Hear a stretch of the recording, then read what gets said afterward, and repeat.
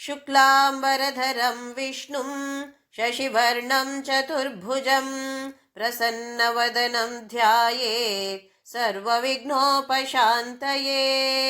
गुरुर्ब्रह्मा गुरुर्विष्णु गुरुर्देवो महेश्वरः गुरुः साक्षात् परब्रह्म तस्मै श्रीगुरवे नमः।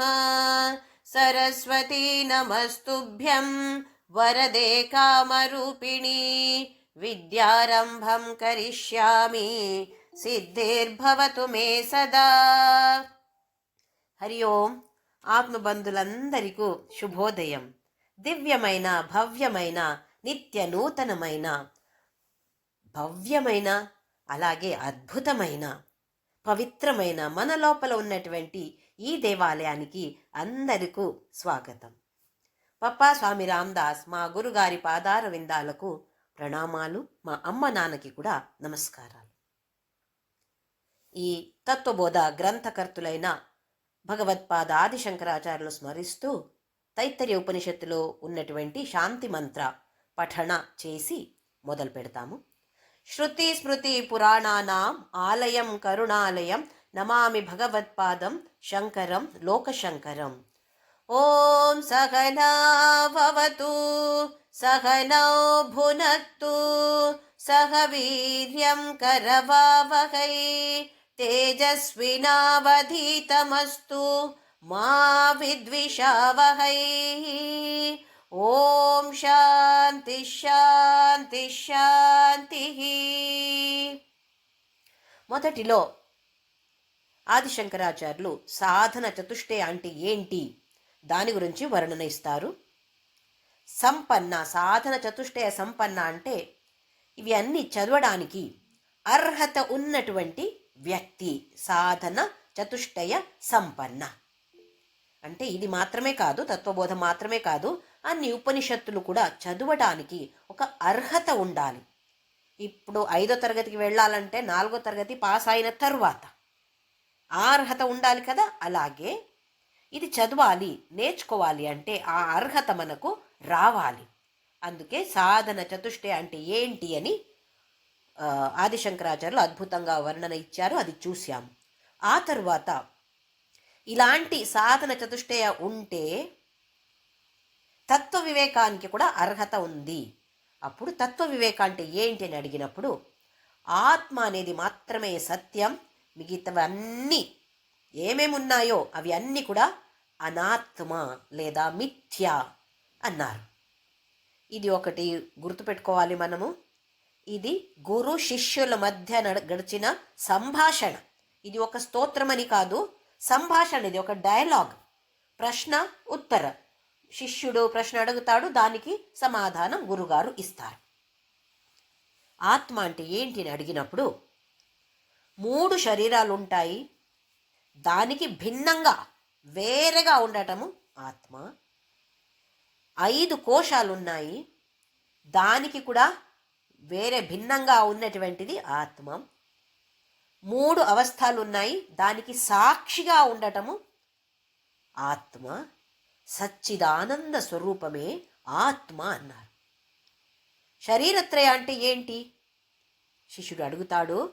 అప్పుడు స్థూల శరీర, సూక్ష్మ శరీర, కారణ శరీరాన్ని 3 శరీరాలు ప్రతి ఒక్కరికి ఉంటాయి.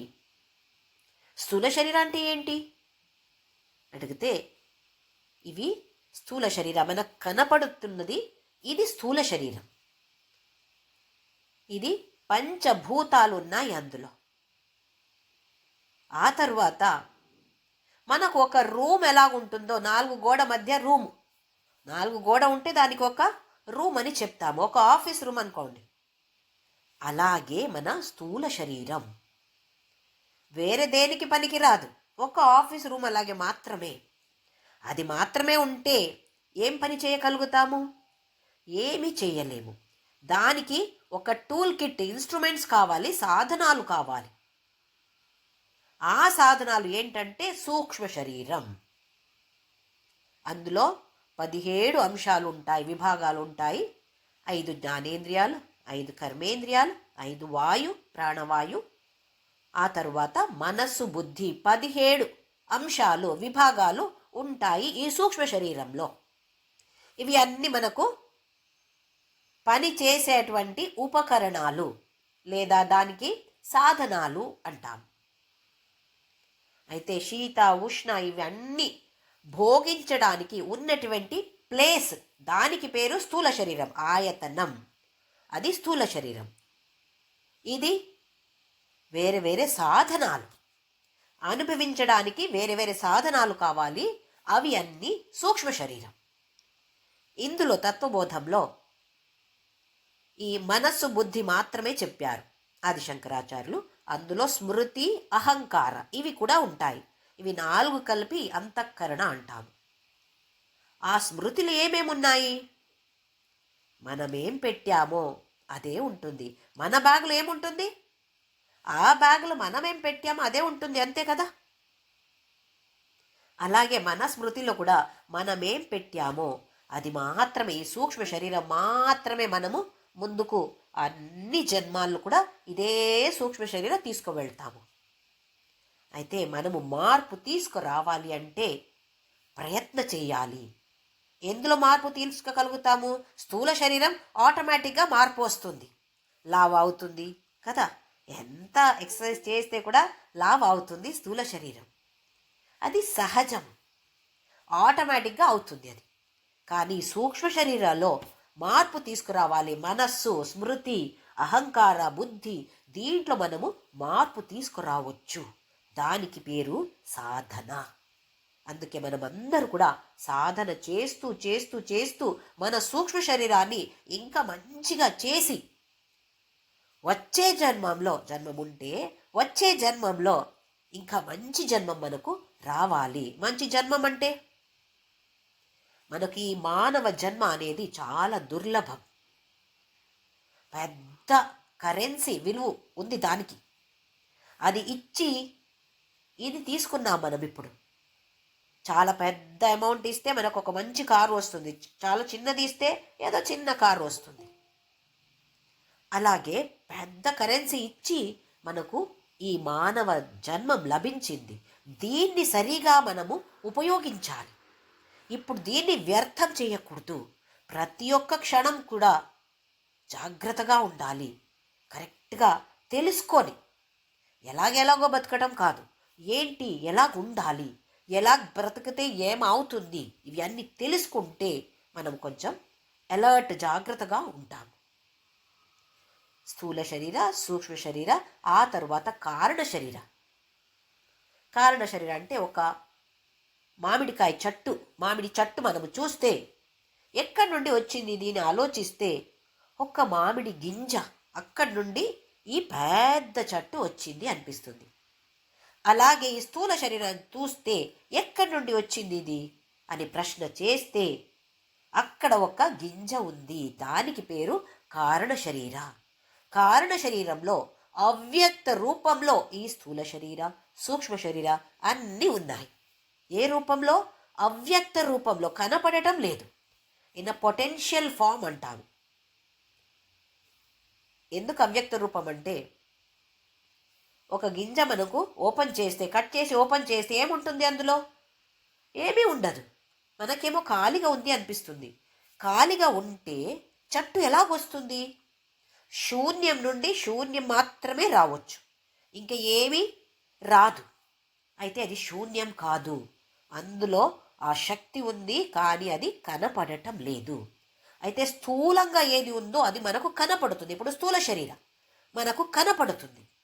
సూక్ష్మ అనేది, దానికే పేరు సూక్ష్మ అంటున్నారు. సూక్ష్మ అంటే కనపడటం లేదు. ఒక వస్తువు ఉంటుంది, దానికి ఒక శక్తి ఉంటుంది. వస్తువు అనేది కనపడుతుంది, శక్తి అనేది మనకు కనపడటం లేదు. ఇది మనమందరికీ తెలుసు. అయితే ఈ కారణ శరీరం అనేది ఈ స్థూల శరీర, సూక్ష్మ శరీర దీనికి మూలంగా ఉంటుంది అక్కడ. అవి చూసాం మనం. అవిద్య, అజ్ఞాన, అనిర్వాచ్య, వర్ణించలేము అలాంటిది కారణ శరీరం. కానీ ఆదిశంకరాచార్యులు దాన్ని కూడా వర్ణిస్తున్నారు. ఎందుకంటే కొంచెమైనా ఇలాగిలాగని చెప్తే దీనికి దగ్గర రావచ్చు. ఎగ్జాక్ట్గా డెఫినేషన్ ఇవ్వలేము, కానీ ఉదాహరణతో అనిర్వాచ్య అంటే చెప్పలేము. అవిద్య, అజ్ఞానం అంటే మనకు కొంచెం ఐడియా వస్తుంది. నిర్వికల్పక రూపం, ఏ వికల్పము ఉండదు, ఏ మార్పు ఉండదు. అప్పుడు మనకు కొంచెం ఐడియా వస్తుంది. దానికోసం అనిర్వాచ్యమైన కూడా వేరే వేరే పదాలు ప్రయోగించి ఇలాగుంటుంది అని ఆదిశంకరాచార్యులు గురు ద్వారా మనకు చెప్తున్నారు.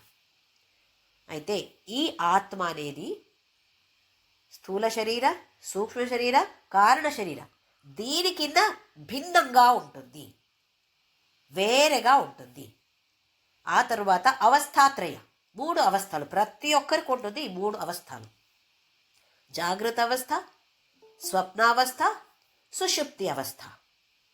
జాగ్రత్త అవస్థ అంటే మనము మేల్కొని ఉండటము, మనకింతే తెలుసు. కానీ మన సనాతన ధర్మ అన్ని, అది ఏ విషయమైనా దానికి ఒక మంచి డెఫినేషన్ ఇస్తుంది. అందుకేమంటున్నారు, ఏ అవస్థలో అన్ని జ్ఞానేంద్రియాలు, కర్మేంద్రియాలు అన్నీ రెడీగా సిద్ధంగా ఉంటాయి పని చేయడానికి. మనస్సు ఇవన్నీ కూడా రెడీగా ఉంటుంది. మేల్కొని ఉండినప్పుడు అంతే కదా. ప్రపంచాన్ని గ్రహిస్తుంది. దేనివల్ల? జ్ఞానేంద్రియం ఉన్నాయి. జ్ఞానేంద్రియాలు అన్నీ పనిచేస్తున్నాయి కాబట్టి ఈ లోకంలో ఏం నడుస్తుందో అవి అన్నీ మనకు తెలుస్తుంది. ఇన్పుట్గా మన మనస్సుకి, శరీరానికి వస్తుంది. అలాగే కర్మేంద్రియాలు అన్నీ పని చేస్తాయి. అటు ఇటు తిరుగుతాము, వెళ్తాము, వింటాము, కూర్చుంటాము, తింటాము. ఇవి అన్నీ జాగ్రత్త అవస్థ. స్వప్నావస్థ. స్వప్నావస్థ అంటే జాగ్రత్త అవస్థలో ఉండినప్పుడు ఏమేం విన్నామో, ఏమేం చూసామో ఇవి రెండే చెప్తున్నారు. కానీ అన్నీ, ఏ జ్ఞానేంద్రియ ఎలా పని చేస్తుందో అవి అన్నీ గ్రహిస్తున్నాము. ఏమేం గ్రహించామో దాన్ని నిద్రపోయినప్పుడు మళ్ళీ అనుభవానికి వస్తుంది. అంటే డైరెక్ట్గా మనము లోక వ్యవహారం చెయ్యట్లేదు నిద్రపోయినప్పుడు. ఎందుకంటే అన్ని జ్ఞానేంద్రియాలు పని చేయట్లేదు, కర్మేంద్రియాలు పని చేయట్లేదు. పంచప్రాణ, పంచవాయులు మనము పుట్టినప్పుడు నుండి మనము చనిపోయే వరకు పర్ఫెక్ట్గా పని చేయాలి. మనం చేసేది కాదు, అది ఆటోమేటిక్గా నడుస్తుంది. అది ఒక్క వాయు కూడా కంప్లీట్గా స్టాప్ చేసింది అనుకోండి, పని చేయడం స్టాప్ చేస్తే మనకు మరణం ఖచ్చితం. అంటే ఆ ప్రాణవాయుకి ఎంత వాల్యూ ఉంది మనము చూస్తున్నామా, గమనిస్తున్నామా? ఏమీ లేదు. అందుకే ప్రాణాయామం చేయండి అని అంటున్నారు. ప్రాణాయామం చేస్తే ఆరోగ్యం బాగుంటుంది అని. ఎందుకు? ఈ ప్రాణవాయువులు, పంచ ప్రాణవాయువులు కూడా మంచిగా పనిచేస్తాయి. ప్రాణాయామం చేసినప్పుడు ఈ వాయు అన్నీ 5 వాయువులు ఉన్నాయి, అవి అన్నీ కరెక్ట్గా పనిచేస్తే మనకు ఆరోగ్యంగా ఉంటాము. మనము అది దైహిక ఆరోగ్యం ఉండొచ్చు, మానసిక ఆరోగ్యం ఉండొచ్చు, మంచిగా ఉంటాము అని. అయితే ఈ సూక్ష్మ శరీరం ఇప్పుడు పనిచేస్తుంది. అంటే నిద్రలో మనస్సు 2 చాయిస్ ఉన్నాయి. నిద్రపోయినప్పుడు మనసుకి 2 చాయిస్ ఉన్నాయి. అన్ని జ్ఞానేంద్రియాలు, కర్మేంద్రియాలు అన్నీ బంద్ అయినాయి. లోకంతో ఏ వ్యవహారం చేయట్లేదు. కానీ లోపల ఎంత పెద్ద ఒక థియేటర్ పెట్టుకున్నాం కదా, అందులో ఏది ఛానల్ కావాలో అది వేసుకుంటుంది మనసు. అలా వేసుకుంటే స్వప్నావస్థ. లేదు, హాయిగా నిద్రపోతాను, ఏ సినిమా నాకు ఇప్పుడు వద్దు అని ఉంటే గాఢ నిద్రలో వెళ్ళిపోతాము. దానికి పేరు సుషుప్తి అవస్థ. ఈ లోపల సినిమా చూస్తాం కదా, అవి ఏమి? మన మనస్సులో ఉన్నటువంటి ఏం గ్రహించామో, ఈ ప్రపంచం నుండి మనం ఏం గ్రహించామో, ఎప్పుడు ఈ జన్మంలో మాత్రమే కాదు, ఎన్నో కృత జన్మంలో ఏమేం స్టోర్ చేశామో అవి అన్నీ ఇప్పుడు కూర్చొని టైం దొరికింది కదా నాకు, అన్నీ ఒక్కసారి బయట తీస్తాను. అందులో కూడా ఏది నచ్చుతుందో అది బయట తీసి ఆ సినిమా లోపల చూస్తాము. దానికి పేరు డ్రీమ్, స్వప్న. అంటే మన శాస్త్రం ఏమంటుంది అంటే, మనకు స్వప్నం వస్తుంది అంటే ఆ ఘటన జరిగింది, ముందే జరిగింది, అది ఇక్కడ స్టోర్ అయింది. అది ఈ జన్మంలో మాత్రమే కాదు, ఏదో ఒక జన్మంలో నడిచి ఉండొచ్చు, అదే వస్తుంది. కానీ ఒక్కొక్కసారి భవిష్యత్తులో ఏం నడుస్తుందో అది కూడా, ఆ ఘటన కూడా మనకు ఇక్కడ రావచ్చు, స్వప్నాల్లో మనము చూడొచ్చు. కానీ దానికి మనస్సుని ఫోకస్ చేయడానికి అంత ఎక్స్పర్ట్ అవ్వాలి మనము. అది చేస్తే మాత్రమే మనకు ఫ్యూచర్లో ఏమవుతుంది అని తెలుస్తుంది. షిరిడి సాయిబాబా గారు చెప్పేవాళ్ళు, అందరికీ చెప్పేవారు కదా, ముందు మీరు ఇవాళ వెళ్ళొద్దండి, ఇవాళ ఏమవుతుంది అని చెప్పరు, కానీ ఇవాళ వెళ్ళొద్దు, రేపు వెళ్ళండి అని చెప్పేవారు. ఎందుకని అడగకూడదు. జ్ఞానులతో ఇలా చెయ్యి అంటే అలా చెయ్యాలి, ఇలా చెయ్యొద్దు అంటే అలా చెయ్యకూడదు. ఎందుకని వాళ్ళకి తెలుసు. మన కథలు చూస్తాము, షిరిడి సాయిబాబా సచ్చరితలో మనము చూస్తాము, వెళ్ళొద్దు అని వెళ్ళిన వాళ్ళకి ఏదో ప్రాబ్లం వస్తుంది. వెళ్ళకపోతే అక్కడ తెలుస్తుంది, ఓహో ఆ ట్రైన్ యాక్సిడెంట్ అయింది, నేను వెళ్ళి ఉంటే నాకు కూడా ఏదో అయ్యేది అని మనకు తెలుస్తుంది. ఎందుకు? వాళ్ళకి ఆ భవిష్యత్ని చూసే ఆ మనసు, ఆ సామర్థ్యం ఉంటుంది. మనకు కూడా రావచ్చు, కానీ మనకు అది లక్ష్యం కాదు. వస్తే రాని, కానీ అది లక్ష్యంగా మనకు ఉండకూడదు. ఇది సూక్ష్మ శరీర అభిమాని అయిపోతుంది మన స్వప్నావస్థలో ఉండినప్పుడు. ఆ తరువాత గాఢ నిద్ర, దీనికి పేరు సుషుప్తి అవస్థ. ఎంత మంచిగా నిద్రపోయానండి నేను, అస్సలు ఏమీ తెలియలేదు నాకు. ఇక్కడ ఎన్నో మంది ఉన్నారు కదా, అస్సలు నాకేమీ తెలియలేదు. ఏమి తెలియలేదు అని ఎలా తెలిసింది? అయితే అక్కడ సాక్షిగా ఏదో ఒక తత్వం ఉంది. స్థూల శరీరం నిద్రపోతుంది, సూక్ష్మ శరీరం ఏ పని చేయట్లేదు, మనసు పని చేయట్లేదు, బుద్ధి పని చేయట్లేదు, జ్ఞానేంద్రియ కర్మేంద్రియాలు పని చేయట్లేదు, పంచవాయులు ఆటోమేటిక్గా పనిచేస్తున్నాయి అంతే. నిద్రపోతే కూడా ఎంత ఆనందంగా ఉండింది నాకు, నాకేమీ తెలియలేదు, ఈ జ్ఞానం ఉండింది కదా. అయితే ఈ ఆత్మ అనేది ఈ 3 అవస్థలకు కూడా సాక్షిగా ఉంటుంది అని అందులో చెప్పారు. ఆ తర్వాత సచ్చిదానంద రూపం అది ఏంటో అని తర్వాత చూద్దాము. ఇప్పుడు శరీరత్రయం దానికి విభిన్నంగా ఉంది, అవస్థాత్రయం దానికి విభిన్నంగా ఉంది, ఇంకా పంచకోశాలు, ఇవి ఒక్క టాపిక్ అందులో మిగిలిపోయింది. ఇప్పుడు ఆ శిష్యుడు దాని గురించి అడుగుతాడు, పంచకోశాలంటే ఏంటి అని అడుగుతాడు. పంచకోశాహకే, అవేమి అని అడిగితే అన్నమయ, ప్రాణమయ, మనోమయ, విజ్ఞానమయ, ఆనందమయ కోశ చ ఇది. 5 కోశాలు ఉన్నాయి. అన్నమయ కోశ, ప్రాణమయ కోశ, మనోమయ కోశ, విజ్ఞానమయ కోశ, లాస్ట్లో ఆనందమయ కోశ. ఇది ఒక్క దృష్టికోణం నుండి విభాగించడం. ఇప్పుడు శరీరత్రయమని చూసాము, ఇప్పుడు ఇంకొక దృష్టికోణం నుండి ఒక లేయర్గా మనము ఉల్లిపాయ ఎలా తీస్తాము, తీస్తే అందులో ఒక్క లేయర్గా ఉంటుంది. అలాగే మనలో కూడా, ప్రతి ఒక్కరిలో కూడా ఈ పంచకోశాలు ఉంటాయి. అంటే 5 లేయర్స్ ఉంటాయి. అది ఏంటి అని అడిగితే ఆ పేర్లు చెప్పారు, అన్నమయ, ప్రాణమయ, మనోమయ, విజ్ఞానమయ, ఆనందమయ అని. ఇందులో అన్నమయ అనేది మన స్థూల శరీరం ఎలాగుందో దాన్ని చూపిస్తుంది. అన్నమయ అంటే స్థూల శరీరం. ఆ తరువాత ప్రాణమయ, మనోమయ, విజ్ఞానమయ, ఇవి 3 కలిపి మన సూక్ష్మ శరీరం. ఇంకా లాస్ట్లో ఒకటి ఆనందమయ కోశం, అది అంటే కారణ శరీరం. మళ్ళీ చెప్తాను, అన్నమయ కోశ అంటే స్థూల శరీరం, 3 కలిపి ప్రాణమయ, మనోమయ, విజ్ఞానమయ, ఇవి 3 కలిపి సూక్ష్మ శరీరం. 5వ కోశ ఆనందమయ కోశ, అది మన కారణ శరీరం ఎలాగుందో అలాగే ఉంటుంది. ఇప్పుడు అన్నమయ అంటే ఏంటి మనం అడుగుతాం కదా, 5 కోశాలు ఇలా చెప్తే అన్నమయ అంటే ఏంటి? అన్నమయ కహ అన్నరసేనైవ భూత్వా అన్నరసేనైవ వృద్ధిం ప్రాప్య అన్నరూప పృథివ్యాం యత్ విలీయతే తద్ అన్నమయ కోశ స్థూల శరీరం. ఇలాగంటే స్థూల శరీరం అంటున్నారు.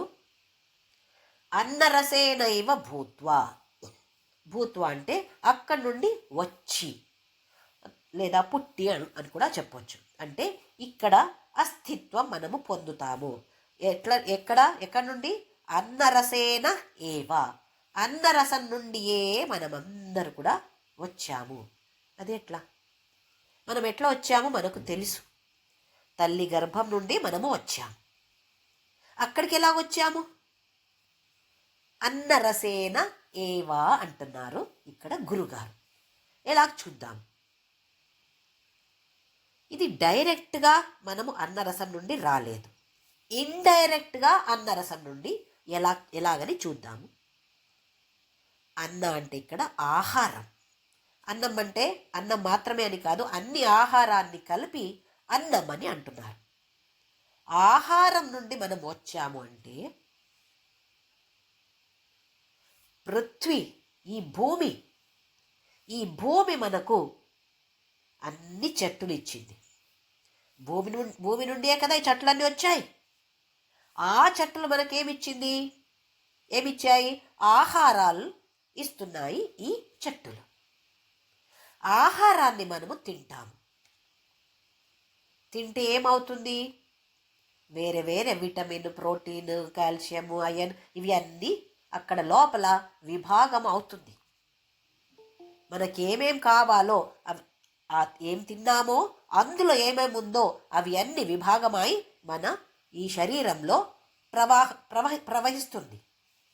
రక్తంతో అది ప్రవహిస్తుంది.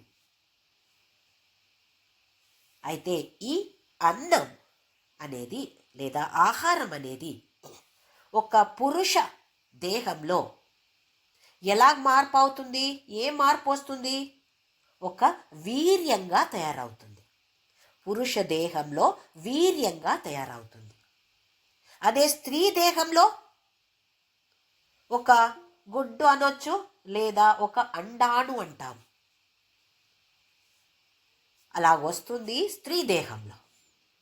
ఇవి రెండు కలిపినప్పుడు, ఆ క్రియ చేసినప్పుడు గర్భధానం అంటాము. మన సనాతన ధర్మం ప్రతి ఒక్క క్రియాన్ని పవిత్రంగా చూస్తుంది.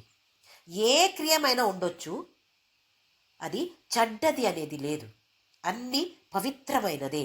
ఈ గర్భధానం అనేది కూడా చాలా పవిత్రమైన ఒక క్రియ.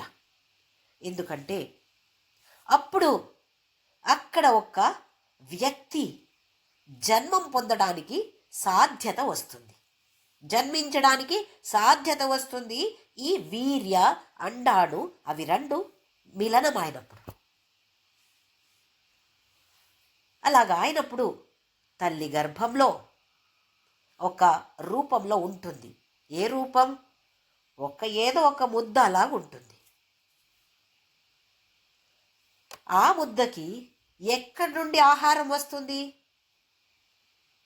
తాయి గర్భనాళంలో తల్లి ఏం తింటుందో అదే ఆ తల్లి గర్భనాళం ద్వారా ఆ ఒక ముద్ద అలాగుంటుంది, దానికి ఈ ఆహారం వెళ్తుంది. అది అన్నరసమే కదా.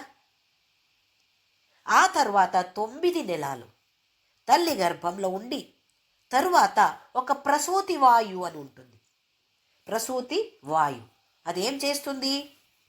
అది ఈ లోపల ఉన్నటువంటి పిల్లని బయటకి తోసేస్తుంది. ఆ వాయువు మనం ఇంగ్లీష్లో డైలేషన్ అంటారు. నొప్పి వస్తుంది, నొప్పి మొదలైందా, పెయిన్ స్టార్ట్ అయిందా అని అంటాం కదా.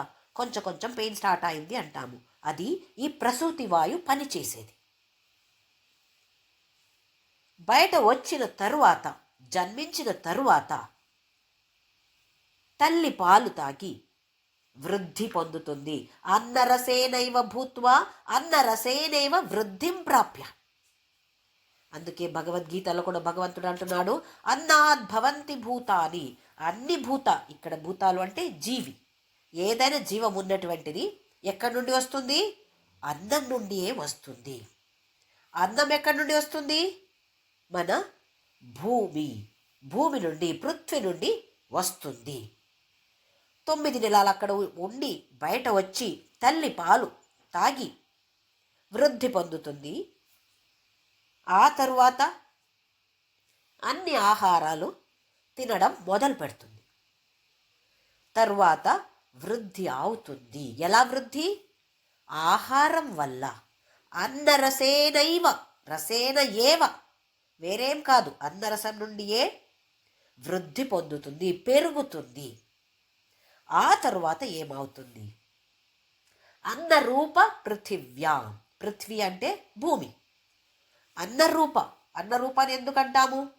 అక్కడి నుండి వచ్చింది కదా, భూమి నుండియే అన్నం వచ్చింది. అందుకే అన్నరూప పృథివ్యాం యద్విలీయతే. మనము ఆహారం వల్ల వీర్య తయారైంది, ఈ గుడ్డు తయారైంది. ఆ తర్వాత మనము తయారయ్యాము. ఎక్కడ? తల్లి గర్భంలో. బయట వచ్చిన తరువాత తల్లి పాలు తాగాము. ఆ తరువాత వేరే వేరే ఆహారాలు తిన్నాము. అయితే వృద్ధి పొందాము. ఎన్ని సంవత్సరాలు వృద్ధి? ఇది మనం చూసాము. ఒక 20-25 సంవత్సరాల వరకు వృద్ధి పొందుతాము. ఆ తర్వాత వృద్ధిలు ఏమి లేవు, మార్పులు కొన్ని వస్తాయి. తరువాత క్షీణమైపోతుంది. ఎట్లా? అదే ఆహారం, చిన్నప్పుడు ఏ ఆహారం తీసుకున్నానో, ఒక 10-15 సంవత్సరాలు ఉండినప్పుడు ఏ ఆహారం తీసుకున్నానో అదే ఆహారం తింటున్నాను. కానీ అదే ఆహారం తిని మనకు రోగాలు వస్తాయి. అదే ఆహారం, ఏమి తేడా కూడా ఉండదు. అదే ఆహారం తిని మనకు రోగాలు వస్తాయి. ఆ తరువాత ఎక్కడ పోతాము? నాశమైపోతాము. అంటే ఈ స్థూల శరీరం ఏమవుతుంది? దాన్ని కాలుస్తారు లేదా పృథ్వీలో అలా లోపల పెట్టేస్తారు కదా. అంటే మళ్ళీ ఎక్కడికి వెళ్ళిపోతున్నాము? ఇదే భూమి. అందుకే అన్నరూప పృథివ్యాం యద్ విలీయతే, అక్కడ లీనమైపోతుంది ఈ స్థూల శరీర. దానికి పేరు తద్ అన్నమయ కోశ స్థూల శరీరం. ఏ పాలు, ఏ ఆహారం తిని మనం వృద్ధి పొందామో అదే ఆహారం తిని క్షీణమైపోతున్నాము. అదే ఆహారం వల్ల నాశమైపోతున్నాము. ఆ తరువాత నాశం అంటే మళ్ళీ ఈ భూమిలో చేరిపోతాము. ఒకరోజు పుట్టాము ఈ భూమిలో, ఇంకొక రోజు ఈ భూమిలోనే మనము చేరిపోతాము. మళ్ళీ ఏమవుతాము? మళ్ళీ ఆ మట్టిలో వెళ్ళిపోయి వేరే ఏదో చెట్టుకి, ఓహో ఇది కొత్త మట్టి, ఎంత మంచిగా చెట్టు వస్తుంది అక్కడ అంటే ఆహారం మళ్ళీ ఇస్తుంది ఆ చెట్టు వేరే వాళ్ళకి. అయితే అది కూడా ఒక సేవ చేస్తున్నాం మనము. మట్టిలో కూడా వెళ్ళి ఒక సేవ చేస్తున్నాము. ఇప్పుడు ఒక మట్టిలో ఒక పాట్ చేసాము అనుకోండి, మట్టితో ఒక పాట్ చేసాం. ఆ పాట్కి మన దేహానికి ఏమి తేడా? ఏమి తేడా లేదు. అది మట్టి నుండి వచ్చింది, మట్టిలో మళ్ళీ వెళ్ళిపోతుంది, అంతే కదా. అలాగే మనము కూడా ఈ భూమిలో ఒక్కరోజు టమ్మని వచ్చాము, ఇంకొక రోజు టమ్మని వెళ్ళిపోతాము, అంతే తేడా. మన దేహం కూడా ఈ అన్నమయ కోశ అనేది, స్థూల శరీరం అనేది ఒక మంచి మట్టి, ఇంకేమి లేదు అందులో. అదే అన్నమయ కోశ. అందుకే అన్నరసేనైవ భూత్వా, అన్నరసం నుండియే మనమందరూ పుట్టాము లేదా వచ్చాము. అన్నరసేనైవ వృద్ధిం ప్రాప్య వచ్చిన తర్వాత అదే అన్నరస. అన్న అంటే ఆహార, ఆహార రస ఎసెన్స్ అంటాం కదా, దాంట్లో అది తిని వృద్ధి పొందాము. ఆ తరువాత అన్న రూప పృథివ్యాం, అదే రూప అన్న రూపమే ఈ పృథివీ అంటే, అందులో లీనమైపోతాము. యద్విలీయతే తద్ అన్నమయ కోశ స్థూల శరీరం. దీనికి నాశముంది. ఇది అన్నమయ శరీర. మనకు ఈ భూమి ఆహారం ఇస్తుంది, అందుకే దాన్ని కూడా మనము తల్లి అంటాము, భూదేవి అంటాము.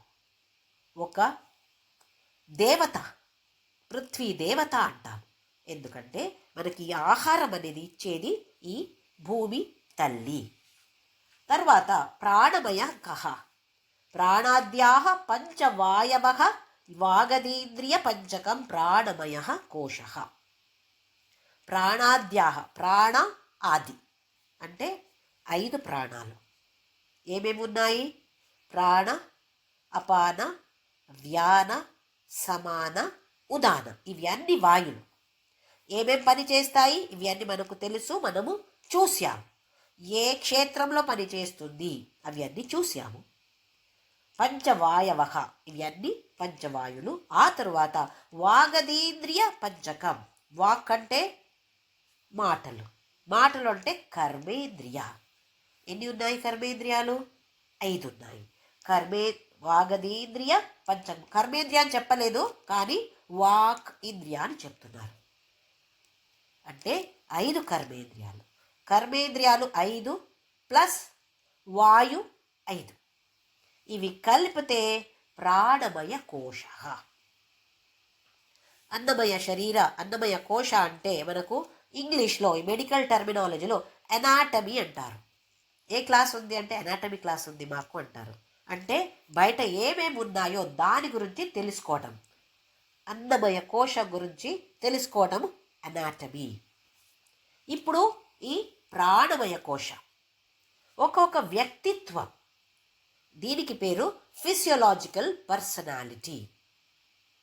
ఫిజియోలాజీ అనేది ఈ ప్రాణమయ కోశ. ఏమేమి ఉన్నాయి? 5 కర్మేంద్రియాలు, 5 ప్రాణాలు. ఈ ప్రాణవాయు అనేది కర్మేంద్రియాలకి పని చేయడానికి శక్తి ఇస్తుంది. మనం ఇప్పుడు పని చేస్తున్నాము, చేయిలాగి చేస్తున్నాను, ఎంత హాయిగా చేస్తున్నాను, అందులో ఏముంది అని అనిపిస్తుంది. ఈ పంచ ప్రాణవాయులు లోపల పని చెయ్యకపోతే చెయ్యి మనము ఇలా కూడా చెయ్యలేము, మాట్లాడలేము. ఏ కర్మేంద్రియ కూడా పని చెయ్యదు. ఎప్పుడు ఈ ప్రాణవాయు 5 ఉన్నాయి కదా, అవి పని చెయ్యకపోతే, ఏదో ఒక్క వాయు కూడా కంప్లీట్గా పని చేసేది స్టాప్ చేస్తే, స్ట్రైక్ నేను చెయ్యను అని అలా స్ట్రైక్ చేస్తే మనకు మరణం అనేది ఖచ్చితం. అప్పుడే, ఎప్పుడైతే అందరికీ ఖచ్చితమే, అప్పుడే మరణమే మనకు. ఈ ప్రాణవాయువులు అనేది ఎంత మంచిగా పనిచేస్తున్నాయి, కానీ మనమేం గమనించట్లేదు. ఏదో అది నడుస్తుంది కదా, నడవని. అలా కాదు, అందుకే ప్రాణాయామ చేయాలి. ఈ ప్రాణవాయుల్ని కొంచెమైనా కంట్రోల్లో తీసుకువస్తే రోగాలు అనేది చాలా తక్కువ, రోగాలు రావు అని కాదు, కానీ చాలా తక్కువ ఉంటుంది. అందుకే అందరు కూడా ప్రాణాయామ చేయండి, ఎక్సర్సైజ్ చేయండి అని చెప్పేది. ఈ పంచవాయువులు ఎక్కడి నుండి వచ్చింది? మనము ఊపిరి తీసుకునేది ఒక్క వాయువు కదా, బయట నుండి ఒక్క ఆక్సిజన్ తీసుకుంటున్నాము. ఇది లోపల 5 విభాగం అయిపోతుంది. ప్రాణాపాన వ్యాన సమాన ఉదాన అని 5 వాయులుగా సపరేట్ అవుతుంది. దీని గురించి కూడా ఒక ఉపనిషత్ అద్భుతంగా వర్ణన ఇస్తుంది. మనమేమో ఉపనిషత్ అంటే ఏదో పెద్దది జ్ఞానులకు మాత్రమే, ఒక స్వామీజీ మాత్రమే చదవని, మనమేం చదవలేము అని కాదు. ఇలాంటిది అన్ని అద్భుతమైన వర్ణన కొన్ని ఉపనిషత్తులో వస్తున్నాయి. ప్రశ్నోపనిషత్తులు వస్తున్నాయి, బృహదారణ్యక ఉపనిషత్తు, చాందోక్య ఉపనిషత్తు, ఇవి అన్నీ చెప్తున్నాయి ఎలా ఈ భూమికి వస్తున్నాము, నేను ఈ ఆహారం తింటే ఎలాగది విటమిన్ ప్రోటీన్గా విభాగం అవుతుంది అని బృహదారణ్యక ఉపనిషత్తు చెప్తుంది మనకు. ఎంత అద్భుతమైన వర్ణనాలు ఉన్నాయి. ఇప్పుడు ఈ కర్మేంద్రియాలు పని చేస్తున్నాయి అంటే ప్రాణవాయువులు పనిచేస్తున్నాయి. ఈ శక్తికి పేరు క్రియాశక్తి. ఏ పని చేయడానికి ఒక శక్తి ఉండాలి కదా, ఈ శక్తికి పేరు క్రియాశక్తి.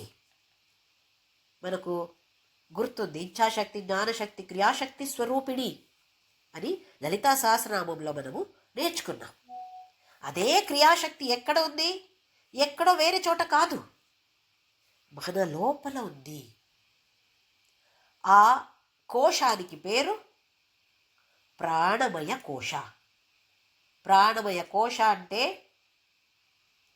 ఏ క్రియాలు మనము చేస్తున్నామో దానికి సపోర్ట్ చేసేది ఈ ప్రాణమయ కోశ. స్థూల శరీరాన్ని, సూక్ష్మ శరీరాన్ని కనెక్ట్ చేస్తుంది ఈ ప్రాణమయ కోశ. సూక్ష్మ శరీరంలో ఈ విభాగంలో 3 ఉన్నాయి: ప్రాణమయ, మనోమయ, విజ్ఞానమయ. ఇప్పుడు మనము చూస్తున్నాము ప్రాణమయ కోశ.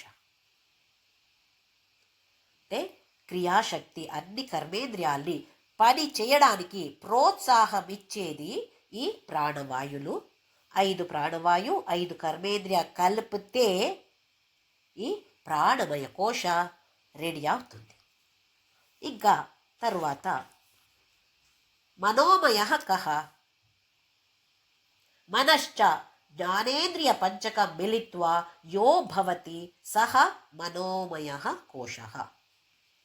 మనస్సు, తరువాత 5 జ్ఞానేంద్రియాలు, ఇవి మిలిత్వా కలిపితే, మిలనమైతే, ఇవి అన్ని కలిపి యో భవతి ఏది అవుతుందో దానికి పేరు మనోమయ కోశ. కొంచెం మనం గుర్తుపెట్టుకోవాలి. ప్రాణమయ కోశ అంటే 5 ప్రాణాలు, 5 కర్మేంద్రియాలు, అందుకే అక్కడ క్రియాశక్తి. ఇప్పుడు ఇక్కడ మనస్సు, ఆ తరువాత 5 జ్ఞానేంద్రియాలు, ఇవి కలిపితే మనోమయ కోశ. సైకలాజికల్ పర్సనాలిటీ, అన్ని భావనలు. ఇప్పుడు ఈ మనస్సుకి మన లోకానికి ఏ డైరెక్ట్ కాంటాక్ట్ లేదు. మనస్సు లోకంతో డైరెక్ట్ కాంటాక్ట్ చేయడానికి ఏ విధానము లేదు. కానీ ఈ జ్ఞానేంద్రియం వల్ల, 5 జ్ఞానేంద్రియం వల్ల ఏమేమి నడుస్తుందో అవి అన్నీ మనసుకు తెలుస్తుంది. ఎలాగంటే, ఎందుకంటే జ్ఞానేంద్రియాలు పనిచేస్తున్నాయి. అక్కడ ఏం నడుస్తుందో నేను చూడగలుగుతున్నాను, ఇక్కడ వీళ్ళేం చెప్తున్నారో నేను వినగలుగుతున్నాను.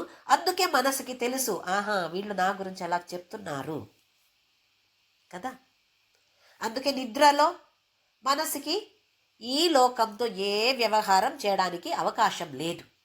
అందుకే లోపల బ్యాగులో ఏముందో దాన్ని ఓపెన్ చేస్తుంది, స్వప్న చూస్తుంది. ఇక్కడ ఇప్పుడు మనస్సు, జ్ఞానేంద్రియాలు ఇవి అన్ని పని చేసేయడానికి దానికి పేరు మనోమయ కోశ. నిద్ర నుండి లేచినప్పుడు ఏమవుతుంది? నిద్రలో వాళ్ళు ఏం చెప్తున్నారో నా గురించి నాకేం తెలియట్లేదు. లేవంగానే వినపడుతుంది, ఈ చెవుల ద్వారా వాళ్ళు చెప్పే మాటలు వినపడుతుంది. మనస్సు ఇమ్మీడియట్గా రియాక్షన్ ఇస్తుంది, కోపం వస్తుంది. ఆహా నా గురించి ఇలా చెప్తున్నారా? అప్పుడు స్టార్ట్ అవుతుంది, మనస్సు యుద్ధం చేస్తుంది. అవునా కాదు? ఇది మనకందరికీ తెలుసు. అన్ని భావనలు, కామ, క్రోధ, లోభ, మోహ, మద, మాత్సర్య, ఇవి అన్ని భావనలు ఇప్పుడు మనస్సు మొదలు పెడుతుంది. అందులో మొదటిది కామ. అయితే ఈ కామ అనేది ఉండకూడదా? మన సనాతన ధర్మ ఎంత మంచిగా చెప్తుంది అంటే, కామ అంటే ఇచ్ఛ, ఇచ్ఛాశక్తి, ఒక కోరిక. కోరిక అనేది మనసుకి వస్తుంది. ఇది ఒక పెద్ద ఆశీర్వాదం, భగవంతుడు మనకి ఇచ్చిన ఆశీర్వాదం అంటుంది మన సనాతన ధర్మం. అది ఎలా ఆశీర్వాదం అవుతుంది? ఏమంటుంది మన వేద లేదా ఈ గ్రంథాలు అంటే, కోరిక ఉండాల్సిందే. కోరిక లేదు అంటే మనం ఎందుకు తత్వబోధ నేర్చుకుంటాము? నేర్చుకోవాలి అని కోరిక ఉంది కదా, ఒక ఆసక్తి పుట్టింది కదా, అందుకే నేర్చుకుంటున్నాము.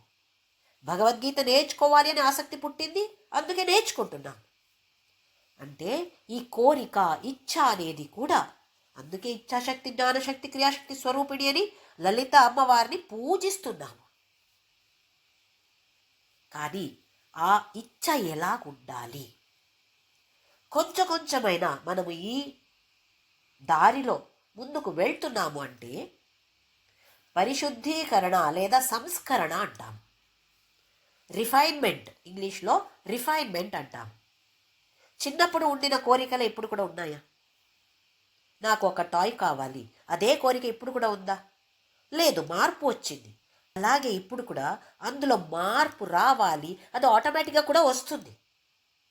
కొంచెం కొంచెం మనము సాధన చేస్తూ చేస్తూ వెళితే అప్పుడు, ఇప్పుడు వరకు ఆ సినిమా చూడాలి, ఈ సినిమా చూడాలి అని ఉండింది, ఆ సీరియల్ అమ్మో ఏమైందో ఏమో మిస్ అయ్యాను అని ఉంటుంది.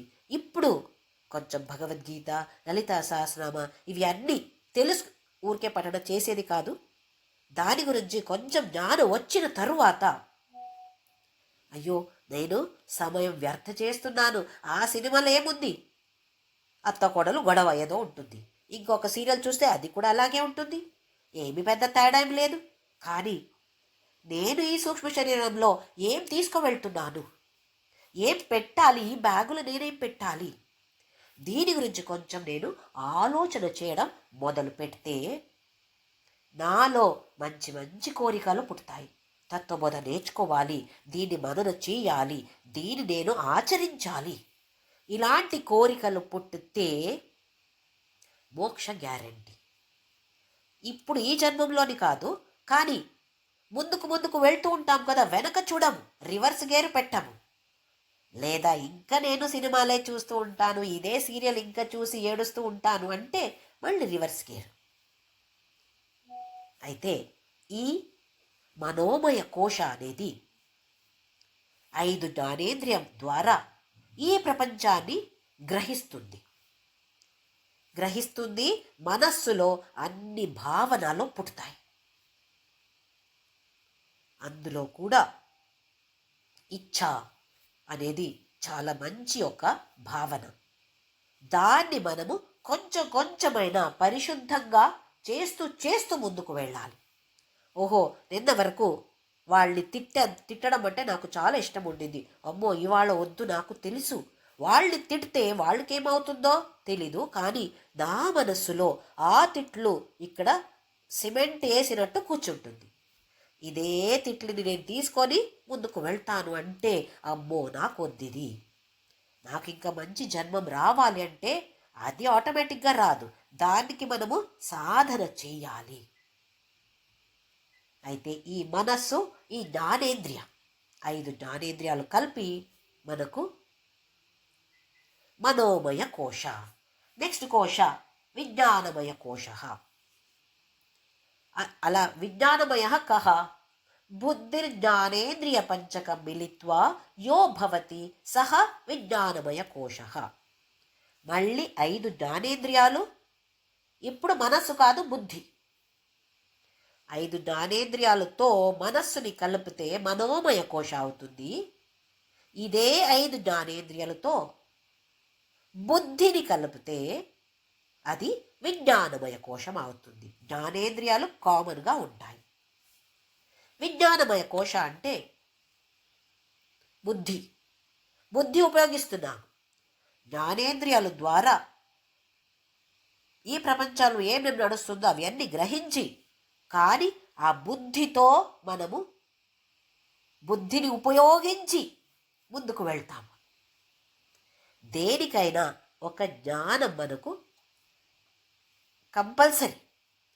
ఒక వంట చేయాలి అంటే దాని గురించి జ్ఞానం ఉండాలి. లేదా ఇప్పుడు చూడండి, ఒక స్మార్ట్ ఫోన్, దాని గురించి అస్సలు నాకు ఐడియా లేదు, అలా ఒక స్మార్ట్ ఫోన్ అని ఉంది అని కూడా తెలీదు. కానీ ఆ టీవీ చూస్తున్నాను కదా, అప్పుడు ఒక సీరియల్లో ఒక 30 నిమిషాలు సీరియల్ అంటే అందులో 20 నిమిషాలు అడ్వర్టైజ్మెంట్స్, అందులో చూపించారు స్మార్ట్ ఫోన్ అది ఏమేమి చేస్తుంది అంటే, ఈ స్మార్ట్ ఫోన్ అనేది ఉంది, ఇలాగ ఫీచర్స్ ఉంది అందులోని నాకు తెలిసింది, జ్ఞానం వచ్చింది. అప్పుడేమవుతుంది, కోరిక పుట్టుతుంది. నాకు ఇలాంటి స్మార్ట్ ఫోన్ కావాలి, ఇది కోరిక పుట్టుతుంది. తర్వాత ఏం చేస్తాము? ఆ కోరిక తీర్చుకోవడానికి ఏమేం కావాలో అవి అన్నీ చేస్తాము. వెతుకుతాము, గూగుల్లో సెర్చ్ చేసి ఎక్కడ బాగుంది, ఏ షాప్లో మంచిగా చీప్గా దొరుకుతుంది అవి అన్నీ చూసి ఆర్డర్ చేస్తాము, లేదా ఎక్కడ వెళ్ళి కొంటాము. అంటే ఏదైనా మనకు ఫస్ట్ జ్ఞానం కావాలి, ఆ తర్వాత అక్కడ ఇచ్ఛ ఉండాలి. ఆ తర్వాత ఆ ఇచ్ఛ ఏం వచ్చిందో, ఏ కోరిక వచ్చిందో దాన్ని తీర్చుకోవడానికి ఏం చేయాలో, ఏ కార్యం చేస్తే నా కోరిక తీరుస్తుందో ఆ కార్యం మనము చేస్తాము. అందుకే ఇచ్ఛాశక్తి, జ్ఞానశక్తి, క్రియాశక్తి స్వరూపిణి అన్నాం. అన్నీ మంచిదే. ఒక ఇల్లు కట్టాలి అని కోరిక వచ్చింది. వేరే వాళ్ళు ఎవరో గృహప్రవేశం చేశారు, మా ఫ్రెండ్ గృహప్రవేశం చేస్తే అక్కడ వెళ్ళాము. అది చూస్తే అబ్బా ఎంత బాగుంది ఇల్లు, అప్పుడు కోరిక పుట్టింది, నాకు కూడా ఇలాంటి ఒక ఇల్లు కావాలి. కోరిక పుట్టడానికి ఎంతసేపు? ఒక క్షణంలో కోరిక పుట్టుతుంది. కానీ ఆ ఇల్లు కట్టాలి అంటే అంత సులభమా? దానికి డబ్బు కావాలి, ఆ ఆస్తి, ఆ ప్లేస్ కావాలి మనకు. లేదా ఒక ఫ్లాట్ అయితే వాళ్ళు వెళ్ళి కనుక్కోవాలి. డబ్బు ఏదో కోటి డబ్బు కావాలి ఒక మంచి ఇల్లు కట్టాలి అంటే. ఇప్పుడు ఏం చేస్తున్నాను నేను? బ్యాంకుకి వెళ్ళి లోన్ తీసుకుంటాను. ఎన్ని సంవత్సరాల లోను? 30 సంవత్సరాల లోను. ఇంకా ఏం చేస్తాను? ఆ 30 సంవత్సరాలు లోన్ కట్టుతూ బతుకుతాను. అంటే కోరిక పుట్టేది చాలా సులభం, కానీ దాన్ని తీర్చుకునేది చాలా చాలా కష్టం. అసాధ్యమని కాదు, అది చేయకూడదని కూడా కాదు, చేస్తాము. అలాగే తత్వబోధ నాకు నేర్చుకోవాలి. ఎవరో నేర్చుకుంటున్నారు అంటే నాకు కూడా అది జ్ఞానం వచ్చింది. ఇంతవరకు తత్వబోధ అని ఉందేని తెలీదు. ఇప్పుడు ఎవరో చెప్పారు ఒక తత్వబోధం ఉంది, చాలా బాగుంది అంటే, ఆహా అవునా, అప్పుడు దాని గురించి కొంచెం జ్ఞానం వచ్చింది. తెలుసుకోవడం కాదు, అది ఉంది అని జ్ఞానం, అంతే చాలు. ఉంది అని తెలిసింది, అప్పుడు కోరిక పుట్టుతుందా మనకు? చాలా తక్కువ, ఇలాంటి కోరికలు చాలా తక్కువ. కానీ ఇప్పుడు మన అందరికి పుట్టింది కాబట్టి మనము నేర్చుకుంటున్నాం. ఇంకా నేర్చుకోవాలి అంటే దానికి కూడా క్లాస్ అటెండ్ అవ్వాలి.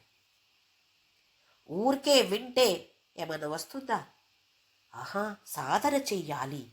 ఇది చాలా కష్టం, అసాధ్యం కాదు, కష్టమే. కానీ ఎవరో ఒక్కరు చేస్తారు అంటే నేనెందుకు చేయలేను, నేను కూడా చేస్తాను, ఇలాంటి ఒక నిర్ధారంతో మనము చెయ్యాలి. ఈ బుద్ధితో జ్ఞానం రావాలంటే అన్ని జ్ఞానేంద్రియాలు పని చేయాల్సిందే. దానితోనే మనకు జ్ఞానం వస్తుంది. ఒక అడ్వర్టైజ్మెంట్ చూసాము, అందుకే కదా ఇన్ని అడ్వర్టైజ్మెంట్స్ ఉన్నాయి. పేపర్ చూస్తే అమ్మో ఎన్ని అడ్వర్టైజ్మెంట్లు, ఎందుకు? అందరికీ తెలుసు ఈ అడ్వర్టైజ్మెంట్ చూసి అందులో ట్రాప్లో పడతారు జనాలు అని. ఒక చీర చూస్తే ఇలాంటి చీర బాగుంది అని అప్పుడు తెలుస్తుంది, జ్ఞానం వచ్చింది. ఆ తర్వాత కోరిక, నాకు కూడా ఇది కావాలి. ఆ తర్వాత ఎక్కడ ఏ షాప్లో కొన్నారు అని అడిగి అక్కడ ఆ షాప్కి వెళ్ళి కొనడము క్రియాశక్తి. అయితే మన లైఫ్ అంతా ఇలాగే ఉంది. తెలుసుకోవడం, కోరిక పుట్టుతుంది, ఆ తర్వాత కోరిక తీర్చుకోవడం. ఇదే పనిలో మనము ఈ చక్రవ్యూహంలో మనము పడ్డాం.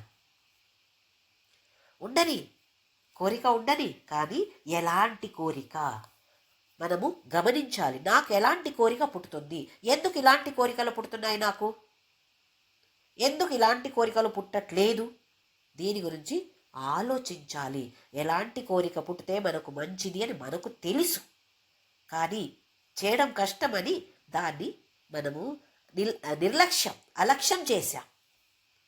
ఇప్పుడు అది తెలుసుకొని దానికి మనము గమనం పెట్టాలి.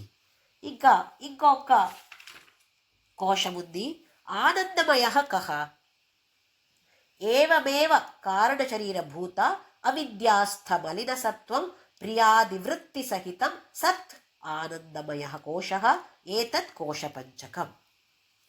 ఏవమేవ కారణ శరీరభూత. మనకు కారణ శరీరం అంటే మనకు తెలుసు. దానికి ఒక ఉదాహరణ ఇచ్చాను.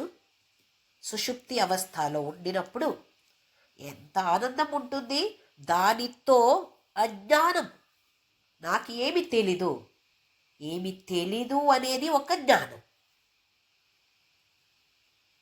నాకు ఏమి తెలీదు ఇది తెలుసు కదా, ఆ తెలివి జ్ఞానం కదా. ఇక్కడ మలిన సత్వం అంటున్నారు.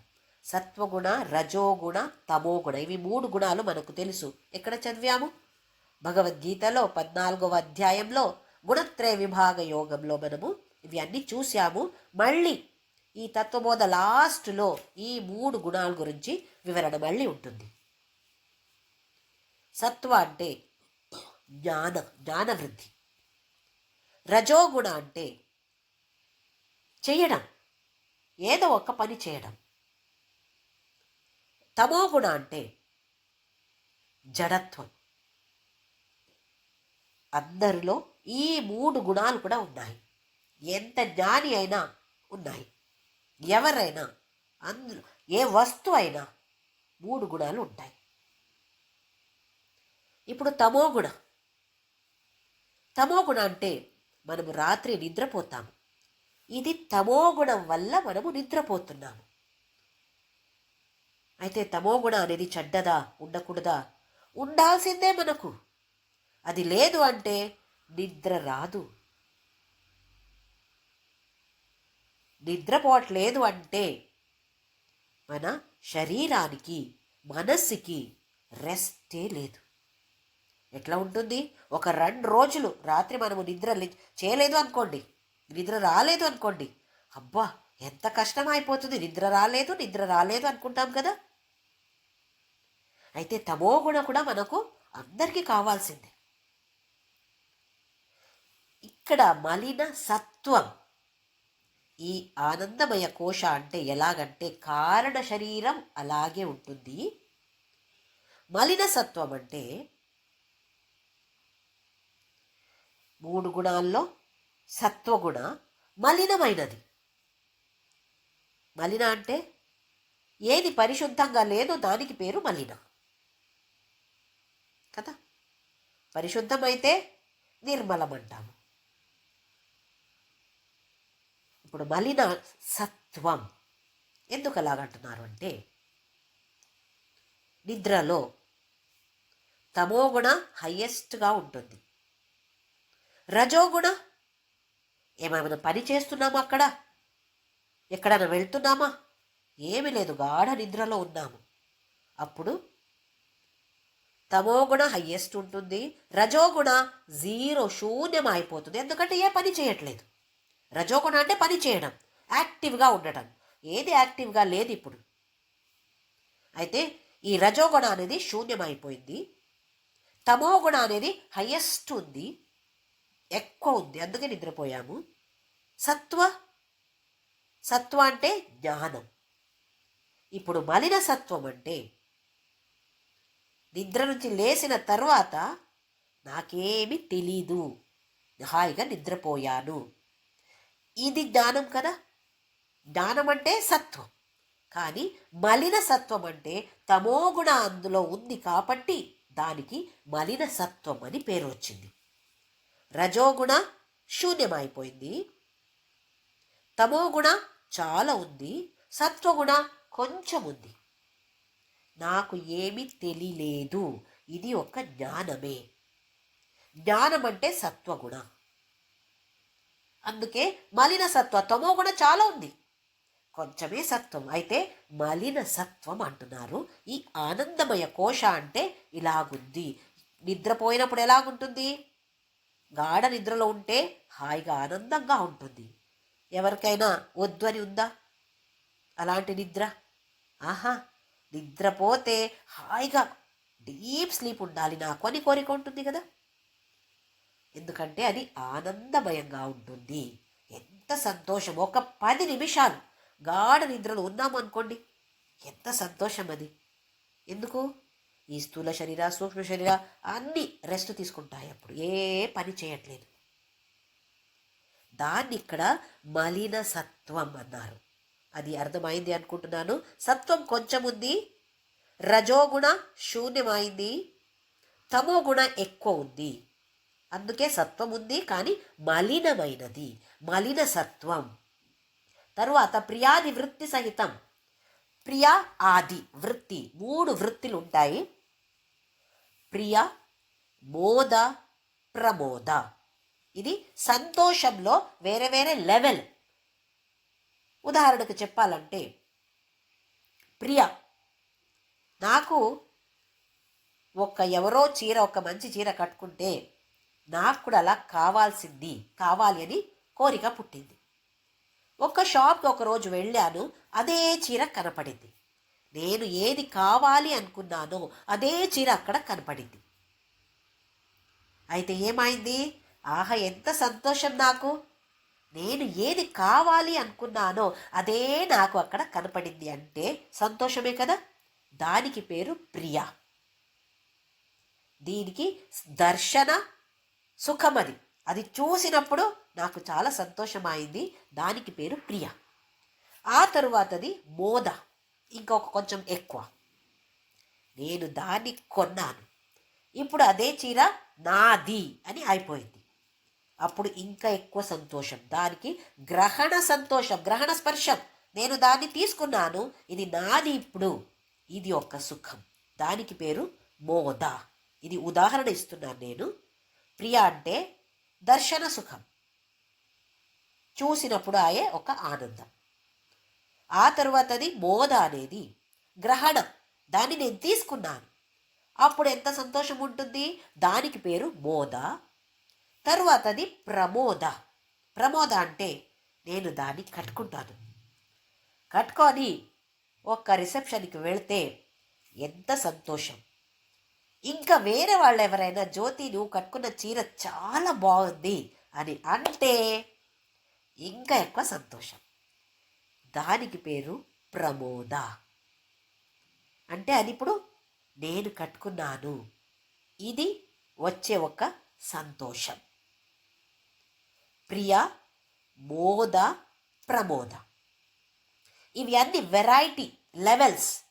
ఈ ఆనందంలో వేరే వేరే స్థితిలు, అవి అన్నీ ఈ ఆనందమయ కోశంలో ఉంది.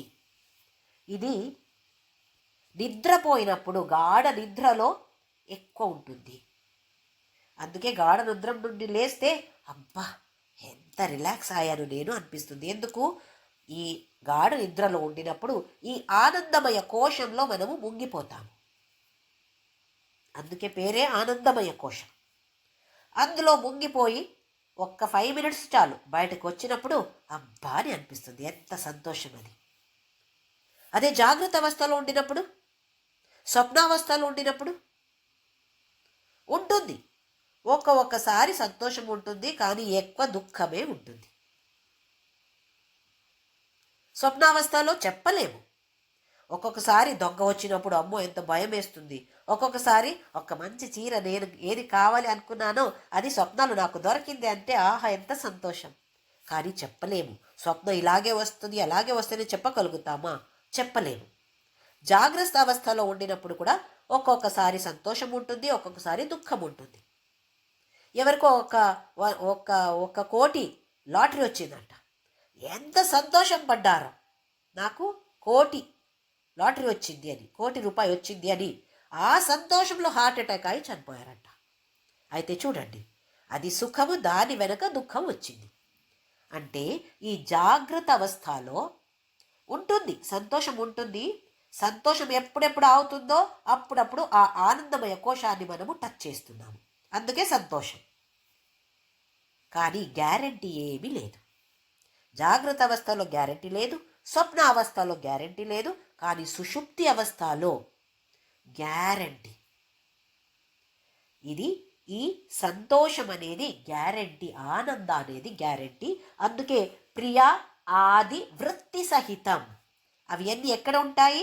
ఈ ఆనందమయ కోశంలో ప్రియ, మోద, ప్రమోద అన్నీ అక్కడ ఉంటాయి.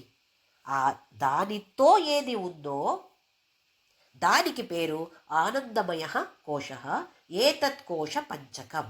ఇవి 5: అన్నమయ అంటే స్థూల శరీర, ప్రాణమయ, మనోమయ, విజ్ఞానమయ, ఇవి 3 కలిపి సూక్ష్మ శరీర, ఆనందమయ కోశ అంటే కారణ శరీర. కారణ శరీరం కూడా చూసాం మనం. ఆనందంగా ఉంటాము, కానీ అజ్ఞానం కూడా ఉంటుంది. అందుకే ఇక్కడ మలిన సత్వం అన్నారు. ఇవి 5 పంచకోశాలు. ఇప్పుడు పంచకోశాలు కింద భిన్నంగా ఉన్నటువంటిది ఆత్మ. శరీరత్రయం గురించి భిన్నంగా ఉంటుంది. అలాగే ఈ అవస్థలో 3 అవస్థలకి సాక్షిగా ఏది ఉందో అది ఆత్మ, అది సచ్చిదానంద రూప అన్నారు. అయితే ఇంకా వచ్చే క్లాసులో ఈ ఆత్మ గురించి, ఆత్మ అంటే నిజంగా ఏంటి అనేది వర్ణన ఉంటుంది. అది కూడా మనకు అద్భుతంగా ఉంటాయి. ఇవి కాదు, ఈ శరీరత్రయ కాదు, పంచకోశాలు కాదు, అవస్థాత్రయాలు కాదు, కానీ సచ్చిదానంద రూప అని అంటున్నారు. అది ఏంటో అని వచ్చే క్లాస్లో మనము చూద్దాము. అన్ని వర్ణన అద్భుతంగా ఉంటాయి. మనకు ఇంకా ఇంకా ఆహా ఇలాగుందా అని మనకు ఒక ఆసక్తి పుట్టుతుంది. అలాగుంది ఈ వర్ణన. ఈ పథంలో, అధ్యాత్మ పథంలో నామస్మరణ చేస్తూ చేస్తూ మనమందరూ కూడా ముందుకు వెళ్ళాలి. అందరికీ కూడా మోక్ష అనేది గ్యారెంటీ అని మన సనాతన ధర్మ చెప్తుంది. సాధన చేస్తే ఆ మోక్ష అనేది మనకు తొందరగా వస్తుంది. ఎంత తొందరగా వస్తే అంత మంచిది కదా మనకు. ఎందుకంటే ఈ ఒక్క లెవెల్కి వెళ్ళాము అంటే ఆ తరువాత స్వార్థ తక్కువ అయిపోతుంది. లోక సంగ్రహ అంటే అందరిది సేవ చేయడం. ఎలా నేను వేరే వాళ్ళకి సహాయం చేయొచ్చు, వేరే వేరే రూపంలో ఎలాగైనా నేను సహాయం చేయాలి, ఇలాంటి ఒక్క కోరిక పుట్టితే మోక్ష అయితే గ్యారెంటీ. సమాజ సేవ నేను చేయాలి, దేశ సేవ చేయాలి నేను అని కోరిక పుట్టితే మనకు మోక్ష అనేది గ్యారెంటీ. లోక సంగ్రహమేవాపి సంపశ్యన్ కర్తుమర్హసి. మోక్షం దొరికితే కూడా వేరే వాళ్ళ కోసం మళ్ళీ రావచ్చు, మళ్ళీ మనము జన్మించవచ్చు. అది మన ఆశతో, ఆ కోరికతో. ఇప్పుడు కోరికతో పుట్టలేదు మనము, మన కర్మఫలం వల్ల పుట్టాము. అప్పుడు కోరిక ఏం చేయాలి? లోక సంగ్రహ. అయితే లోక సంగ్రహ అంటే మనం అందరూ చేయొచ్చు. లోక కళ్యాణాని కోసం నామజప, నామస్మరణ చేయటం. అయితే అందరూ కూడా నామస్మరణ చేస్తూ చేస్తూ లోకా సమస్త సుఖినో భవంతు అని, నా కోసం కాదు, అందరి కోసం. అందరూ మంచిగా ఉండాలి. ప్రపంచంలో ఒక ప్రాణి ఉండొచ్చు, అందరూ కూడా సుఖంగా ఉండాలి. ఈ కోరికతో నామస్మరణ అందరూ కూడా చేద్దాము.